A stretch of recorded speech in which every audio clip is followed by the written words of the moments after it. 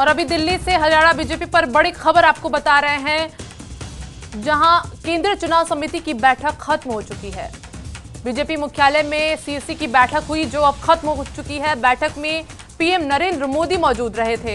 हरियाणा के सीएम नायब सिंह सैनी भी मौजूद रहे। हरियाणा के पूर्व गृह मंत्री अनिल विज भी इस बैठक में मौजूद रहे।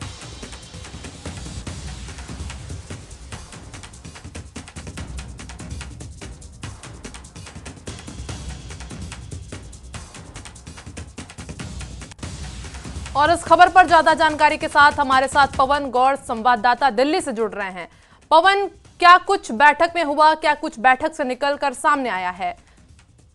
देखिए, तकरीबन 1.5 घंटे के आसपास बीजेपी केंद्रीय चुनाव समिति की बैठक चली और बैठक में तकरीबन सभी सीटों पर मंथन पूरा हो चुका है।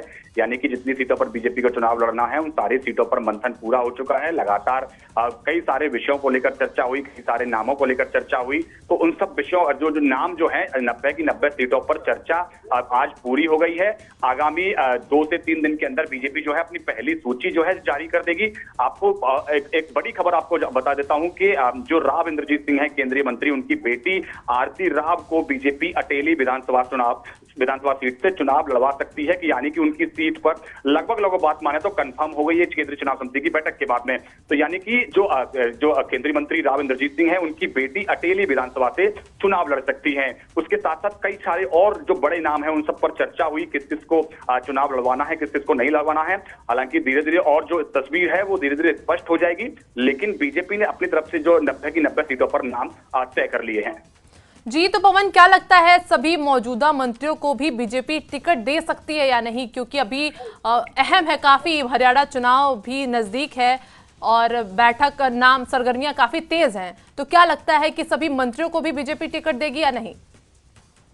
देखिए, इन सब विषयों को लेकर केंद्रीय चुनाव समिति की बैठक में चर्चा हुई। चर्चा होने के बाद में कई सारे पहलुओं पर मंथन किया गया। कौन कौन से जो मंत्री, अगर मौजूदा मंत्रियों की बात करें, मतलब कौन कौन से मंत्री अपनी सीट पर फिर से चुनाव जीत सकते हैं, कुछ मंत्रियों की क्या सीट बदलने की जरूरत है या कुछ मंत्रियों की जगह नए उम्मीदवार उतारने की जरूरत है। तो इन सब विषयों को लेकर चर्चा हुई। तो लगभग 70 मंत्रियों को सरकार जो बीजेपी है वो रिपीट कर सकती है। कुछ मंत्रियों के टिकट बदले जा सकते हैं।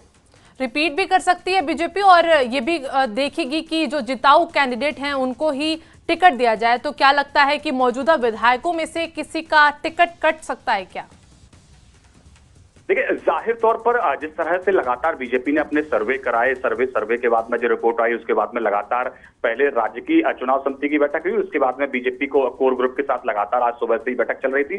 उसके बाद में केंद्रीय चुनाव समिति की बैठक पर इन सब विषयों को लेकर चर्चा हुई। सबसे पहली प्रायोरिटी बीजेपी की जो है वो जीत की संभावना है। अगर कोई मौजूदा विधायक के खिलाफ अगर रिपोर्ट आती है तो उसको बदल दिया जाता है। बीजेपी की हमेशा से परिपाटी रही है। तो ऐसे में बीजेपी कई सारे जो सिटिंग विधायक है उनके टिकट बदल सकती है।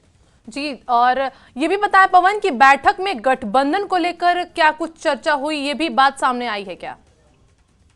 देखिए, अभी गठबंधन को लेकर बहुत ज्यादा तस्वीर जो है स्पष्ट नहीं हुई है, लेकिन अभी फिलहाल जो है बीजेपी सूत्रों के हवाले से खबर यही है कि बीजेपी ने अपनी तरफ से 90 सीटों पर चर्चा पूरी कर ली है। जी, और उम्मीदवारों की लिस्ट आने की कब तक संभावना बन रही है?